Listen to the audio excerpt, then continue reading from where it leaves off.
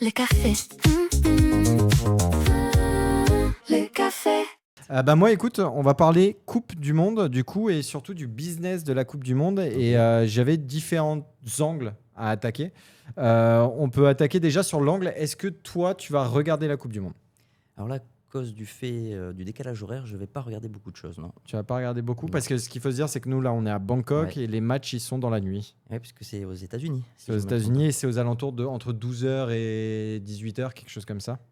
Donc nous, ça nous fait du 2h du matin, 4h du matin, les matchs, j'ai vu. Pour la France, en tout cas, il y en a un à 2h, un à 4h. Ouais, c'est là. je ne les regarderai pas. Donc tu regarderas pas. Non. Et c'est triste. Si la France est en finale à nouveau, je ferai peut-être l'effort, mais jusque-là, tu m'enverras le lien. Oui. Mais du coup, donc moi, il y avait un angle principal que je voulais prendre. C'est en gros, cette Coupe du Monde, c'est 50 millions de dollars pour le pays qui la gagne. Est-ce que selon toi, c'est mérité ou alors c'est devenu du grand n'importe quoi?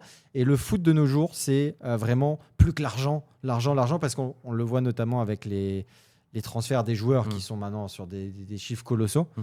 Par exemple, là, je sais qu'il y a le Real Madrid qui ont annoncé, donc il y a 2-3 jours, qui voulaient acheter un joueur. Alors, ils n'avaient pas dit lequel, mais on pense à Olise, qui joue au Bayern, mais qui joue aussi en équipe de France. Et du coup, ils veulent lui proposer 150, que ce soit le plus gros transfert, et 150 millions d'euros. Ouais, c'est monstrueux. Mais après, c'est l'offre et la demande. Alors, il y a beaucoup de choses qui se mêlent dans le foot business. Il y a aussi probablement des flux d'argent colossaux.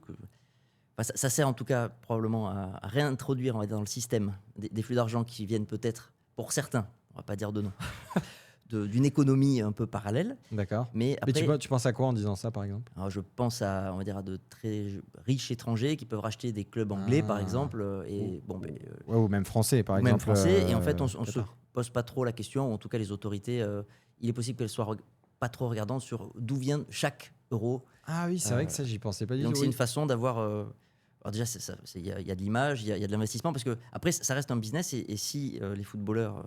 qu'on pourrait comparer aussi un peu aux gladiateurs modernes, le pain et des jeux, ils ont aussi une fonction sociale qui permet aussi d'apaiser la population, de la divertir. Ouais. Donc il y a toute cette dimension politique, vraiment politique. Il y a la dimension spectacle, et en fait, comme c'est un spectacle populaire, et c'est pas un gros mot dans ma bouche, le peuple adore ça, et moi j'adore le foot aussi. Alors là, je le suis plus, mais c'est un sport que j'ai beaucoup... on a regardé la finale de la Ligue des Champions d'ailleurs ensemble. On a regardé ensemble, et Paris qui a gagné. Oui, c'est vrai, vu qu'on n'en avait pas parlé la semaine dernière. C'est vrai. Donc Paris tu as gagné ton pari.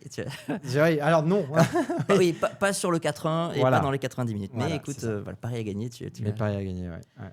Et donc pour revenir à ce foot business et à ces montants qui paraissent... 50 millions de dollars pour le pays gagnant, ça reste énorme. Ouais, mais après... Les retombées, c'est tellement vu, il faudrait connaître les statistiques. Moi j'ai une info, c'est par exemple l'équipe de France qui est une équipe qui tombe sur ses pas, qui retourne sur ses pas. Est à l'équilibre, tu veux dire? Est à l'équilibre à partir du moment où ils se qualifient en demi-finale seulement.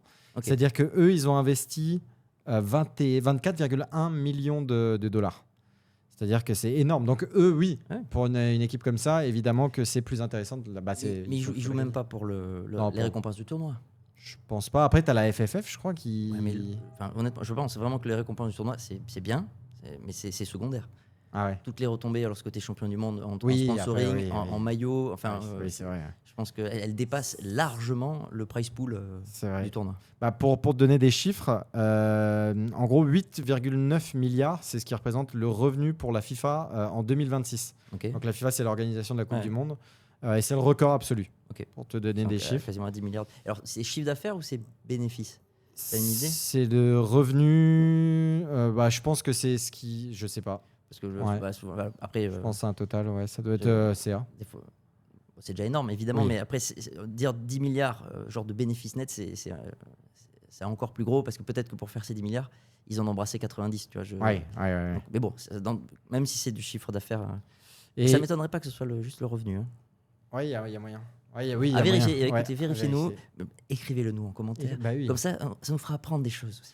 Et on a 48 équipes au lieu de 32 cette année. Donc, ça fait un peu plus de matchs. Et moi, j'ai toujours ce truc de les joueurs, c'est toujours plus de matchs. Mais il faut penser à l'humain qui est derrière aussi. Et c'est vrai qu'il y en a beaucoup qui se plaignent de ça, dans le sens où c'est abusé, quoi. Alors, pour travailler avec Théo Chapelle, qui est un ancien sportif de haut niveau qui a aujourd'hui une conciergerie médicale et il s'occupe d'athlètes de haut niveau, et notamment de footballeurs. C'est un milieu extrêmement difficile. Ils sont sans pitié, c'est extrêmement cynique. C'est-à-dire que, encore une fois, tous les gens qui animent ce marché, il y a beaucoup d'argent en jeu, il y a des enjeux, je l'ai dit, politiques, économiques. Et donc le joueur n'est que le gladiateur moderne, et s'il faut le sacrifier, ils sont sacrifiables. Ah oui, c'est ça. Donc, on peut les envier par leur statut, par le fait qu'ils soient populaires, par l'argent qu'ils gagnent. Mais le jour où ils se blessent ou le jour où ça se retourne, ils peuvent tout perdre aussi. Ouais. Donc, c'est Jules Koundé qui se plaignait de ça à Barcelone et qui est aussi en équipe de France, l'arrière droit, pardon. Et il disait oui que c'était inadmissible, genre tous les matchs, etc. Le cynisme du business et encore une fois, il ne les voit que comme. Alors, quand je dis il ne les voit, on va dire ceux qui dominent, je pense, le foot business, ne voient ces athlètes que comme des chevaux de course. Ouais, c'est ça. Hein. Et donc, pour eux, il n'y a pas de différence. Oui, ils voient l'argent, quoi. Après, en même temps, ces chevaux de course ont une vie confortable. Oui, ils vont pas. Ils peuvent pas se plaindre. Voilà.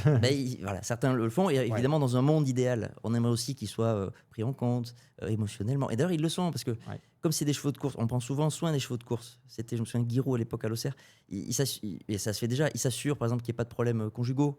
Parce que le joueur, s'il est stressé par des événements extérieurs, ça va impacter les performances. Donc ça va impacter le club, donc ça va impacter au niveau économique. Oui, c'est vrai qu'il faut tout remonter l'échelle. Le train de vie, d'ailleurs même les appartements souvent sont pris en compte par les clubs, etc. Donc tout est fait pour que ces chevaux de course, entre guillemets, encore une fois, c'est pas péjoratif, je me place du point de vue du cynique du gestionnaire, soit dans la même façon, mais si pour une raison ou une autre, il remplit pas son rôle, il gagne plus les courses, eh bien on le met au pré. Ça dégage. Et je me rappelle, moi, à l'époque, quand j'étais en centre de formation, plus jeune. Oui, c'est vrai que tu viens de là. En plus. Et oui, il y avait Maxwell Cornet, du coup, qui est pro, qui a joué à Lyon, là, qui est parti en Angleterre, qui joue en Angleterre. Et lui, typiquement, le FC Metz, donc ils avaient trouvé un boulot à son père et ils payaient aussi l'appartement de famille, quoi. Donc c'est ce que tu dis, tu vois, ils mettent tout à disposition pour que tu sois dans les meilleures conditions. Exactement. Et je sais que le Real fait beaucoup ça aussi avec. Dès qu'on va au plus haut niveau, il y a tout. Après, il y a le coach mental, le masseur attitré, le coach mental, et ça peut aller jusqu'aux conseils conjugaux ou en tout cas à l'accompagnement, ou même dans les crises familiales. Ah oui. Il y a souvent l'argent, encore une fois, les sommes que ces gens-là brassent peut provoquer des dissensions au sein des familles. Oui. Et donc ça, si le joueur est impacté par ça, c'est un problème à régler, qui concerne le club d'une façon ou d'une autre. Mais même au-delà du foot, je trouve que genre en mode, imaginons dans une famille, d'accord ? C'est une famille avec plusieurs enfants, etc. T'en as un qui réussit bien sa vie et qui gagne bien sa vie, etc. Tandis que les autres, pas forcément, enfin normalement leur vie, etc. Et je trouve que dans plein de familles, genre c'est là où il va y avoir des problèmes. C'est-à-dire que la personne qui a bien gagné sa vie, il va y avoir plein de réflexes, je dirais, normaux ou pas normaux, je sais pas, mais dans le sens où, écoute, va chez lui, de toute manière, elle est blindée, on te donne pas d'argent, c'est pas grave, tranquille. Alors que si tu vas chez un autre, ils vont passer de l'argent, par exemple, à leurs enfants, etc., pour aller chez l'autre frère. Ou... Je sais pas si tu vois le raisonnement. Genre, en fait, il y a des consonances logiques. Je sais pas comment l'expliquer. Il y a des choses qui sont logiques parce que la personne a de l'argent, c'est logique de lui en demander. Ou de lui en demander, ou de ne pas en donner à un frère, par exemple, qui va aller chez lui, ou peu importe, tu vois. Mais mais non, je comprends. Non, mais dans le sens où j'ai un peu divagué. C'est pas grave. Les gens font des déductions et prennent des décisions en fonction de cet état, alors qu'ils ne devraient pas forcément le prendre en compte. Oui. Et ça leur paraît logique alors que ça l'est pas. Voilà, c'est ça. Oui, après il y a l'envie aussi, la jalousie. Enfin, il y a plein de sentiments qui peuvent se mélanger. Et puis en plus, dès qu'on est dans les relations intrafamiliales, souvent c'est intense parce qu'on s'est connus depuis tout petit. Donc ça fait partie des gens dont on est souvent le plus sensible. C'est vrai. Et il y avait une punchline que j'avais bien aimée. C'est que la FIFA, elle va gagner du coup 9 milliards cette année. Okay. 9 milliards. Et en gros, c'est plus que le PIB de la Mauritanie. Ouais. En gros, comme quoi la FIFA, donc qui est une organisation, gagne plus que le PIB d'un pays. Ça ne m'étonne pas. Mais c'est énorme, encore une fois, le foot. Ouais. Non, comme quoi le foot business, c'est fou. Exactement. Enfin voilà.